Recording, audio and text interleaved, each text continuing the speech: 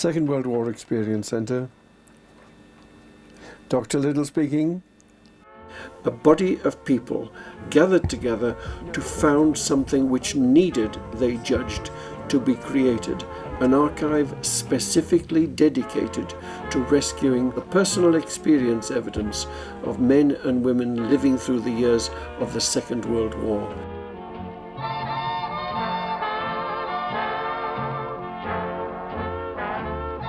The centre was founded in 1999, and here we are 6 years later. With the help of a wonderful team of volunteers, staff and trustees, we've documented the lives of 7,000 men and women. Well, I think we're fairly unique in that what we're actually doing is preserving memories. We're preserving people's experiences during the Second World War. It's as simple as that. We're collecting letters, documents, fantastic memoirs. You wouldn't believe the memoirs that people write for us. They're absolutely amazing. Photographs, anything that is personal. It's our only chance, I think, to have a personal record of a conflict that involved everybody. The archive is structured into sections. There is, of course, a very big army section.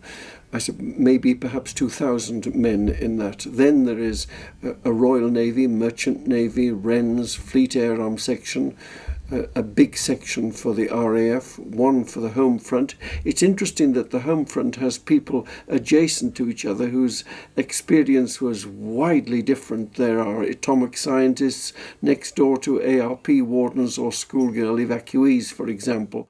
Dear Mum and Pop, thank you for the letter and parcel. I shall like to see Dad in his uniform.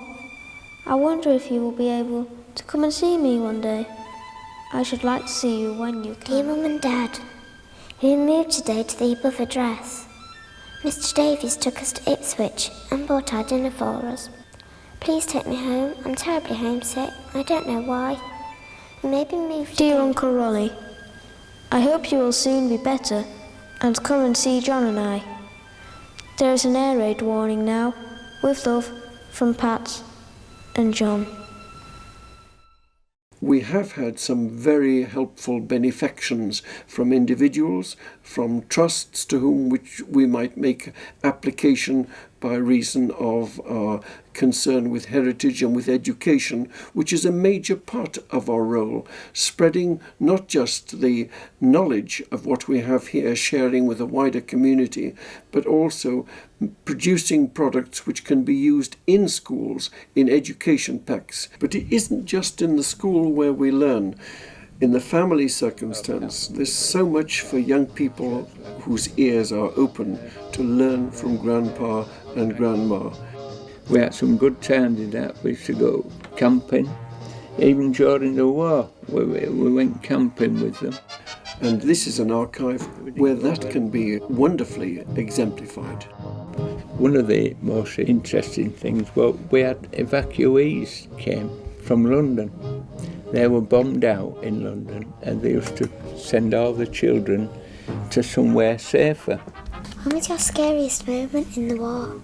Scariest? I didn't really have a scary moment, but the time when we had to go into the shelter with Mum and I was the youngest of 7.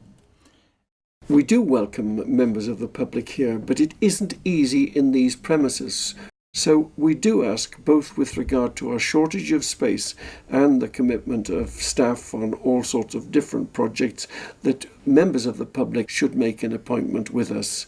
But we are keen to share this wonderful heritage with a wider community. We do so existingly through our website and also through the Heritage Lottery, enabling us through the National Archive access to archives, showing exactly what we've got in the form of artwork, photographs, letters and diaries on the home front. I should say too that we regularly get authors and historians coming to do their research work and students on undergraduate and postgraduate degrees. You mustn't think that we're only concerned with the Victoria Cross holder or those who met shot and shell in some dangerous action. We are interested in the ordinary experience which is clearly recalled today. You know, you might be speaking to You know, someone who had a particularly traumatic time on D-Day, for example, and his wife will be sat there, but obviously she had an involvement as well, even if it was just dealing with shortages or rationing. You know, the whole point is that it did actually affect everybody. You mustn't think that we're only chasing the extraordinary. It is the very ordinariness of life during the war which we're trying to secure.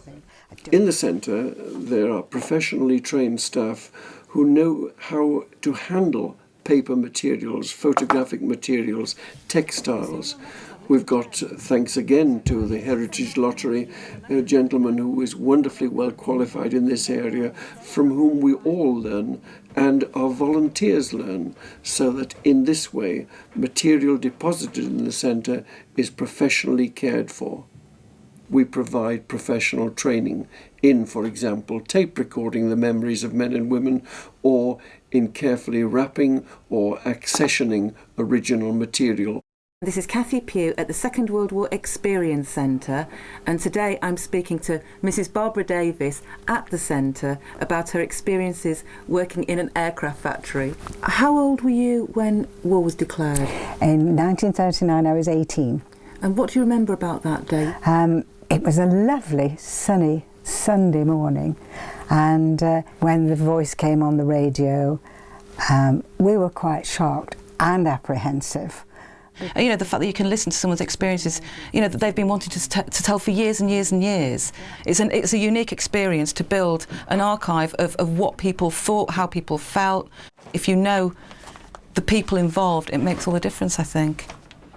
But there is another way in which we share the treasures that are in this centre, and that is with our journal, Everyone's War. Each issue is themed. We've had the Maritime War, the War in the Air, serious wounding, D-Day, the VE anniversary. But this is a journal which tells people about the progress which has been made in all areas of the archive, and also about the scholarly understanding of personal experience in the war. I hope you're wondering how you might be able to help us. Well, perhaps indeed, if you're a veteran, by offering your memories and help us in that way. But if you're younger and you feel, yes, this is good work, I ought to support it, perhaps you might like to join our Friends Association. It's not too expensive, £20 a year. There's a life membership too, and 500 club membership. But in all sorts of ways, with your skills, with your goodwill, we could do our work just a little bit better. We think we do it well. We know it needs doing. Perhaps we could do it even better with your help.